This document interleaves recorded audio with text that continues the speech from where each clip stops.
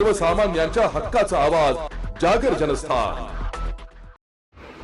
देशभर गाजत असलेल्या नीट परीक्षेच्या पेपरफुटी प्रकरणावरून धुळे शहरात ठाकरे गटाच्या युवा सेनेने आक्रमक भूमिका घेत आंदोलन केले।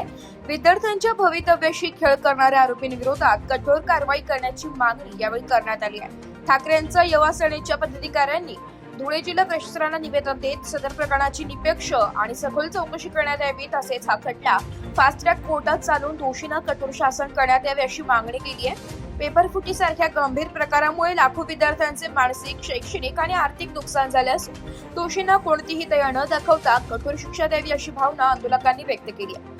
यावेळी आंदोलकांनी विद्यार्थ्यांच्या भविष्याशी खेळ करणाऱ्यांना माफी नाही, पेपर माफियांवर कठोर कारवाई करा अशा घोषणा दिल्या। तसेच या संपूर्ण रॅकेटमध्ये सहभागी असलेल्या सर्व आरोपींवर देशद्रोहाचा गुन्हा दाखल करण्याची मागणीही युवा सेनेकडून करण्यात आली आहे।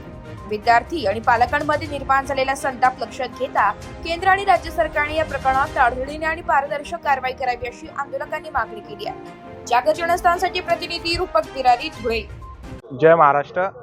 आज आम्ही युवा सेना धुळे जिल्हातर्फे नीट परीक्षा घोटाळा संदर्भात निदर्शने व आंदोलने केली आणि याच्यामध्ये आम्ही काही प्रमुख मागण्या केल्या की या परीक्षा मध्ये ज्यांनी घोटाळा केला आहे, जे दोषी आहेत त्यांच्यावर कठोरात कठोर कारवाई करून तथापि यांना फाशीची, देशद्रोहाची अशा शिक्षा यांच्यावर लावून यांच्यावर त्वरित फास्ट ट्रॅक कोर्टामध्ये खटला चालवून यांच्यावर कारवाई झाली पाहिजे आणि जी नेटा ही जी केंद्रीय परीक्षा संस्था आहे याची पुनर्रचना, पुनर्बांधणी ही लवकरात लवकर ही झाली पाहिजे आणि याचे जे प्रमुख आहे प्रदीप जोशी यांना सीबीआयने कालच समन्स बजावला आहे। यांना तत्काळ याच्याहून हटवून दुसरा चांगले जबाबदार अधिकारी हे नेमणूक यांची झाली पाहिजे आणि आमच्या या सर्व मागण्या आम्ही आज कलेक्टर महोदयांसमोर ठेवणार आहोत।